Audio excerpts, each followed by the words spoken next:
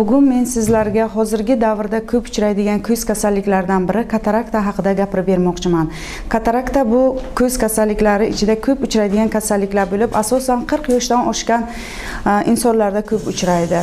Katarakta bu ko'z gavharini xiralashi natijasida yuzaga keladigan, loyqalanish natijasida yuzaga keladigan ko'z kasalliklaridan biri hisoblanadi. Kataraktaning asosiy sabablaridan biri asosan irsiyat bo'lishi mumkin, qarilik bo'lishi mumkin, endokrin tizimidagi buzilishlar natijasida yuzaga kelishi mumkin. Har xil ko'zning travma kasalliklari natijasida yuzaga kelishi mumkin. Vitaminlar yetishmasligi natijasida yuzaga keladigan kasallik hisoblanadi.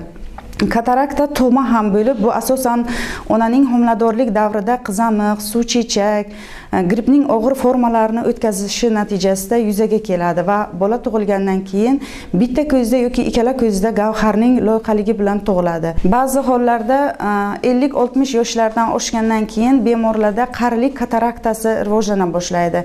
Bu qarilik kataraktasida bemorning shikoyati ko'zni xira ko'rishi, yaqindan o'qishning buzilishi, ko'z oldida qora mayda nuqtasimon, oq dog'simon nuqtalarning paydo bo'lishidan shikoyat qilib keladi. Ko'z tekshiruvlarini amalga oshirgandan keyin agar kataraktaning boshlang'ich davri bo'ladigan bo'lsa, bemorga to'g'ri ovqatlanishini va kerakli ko'z tomchilarini yozib berib, har 6 oyda oftalmolog ko'ruvida bo'lishini tavsiya qilamiz. Katarakta yana diabet bilan kasallangan bemorlarda ham uchraydi. Bunda qondagi qand miqdori oshishi natijasida gavhar loyqalanishi kuchayib ketadi va bemor ko'zni xira ko'rib, yorug'likka qarolmasliklaridan shikoyat qiladi. Kataraktani o'tkazib olsa, ko'z ichki bosimi oshishi yoki to'r pardaning ko'chishi kabi og'ir asoratlarga va ko'rlikkacha ham olib kelishi mumkin.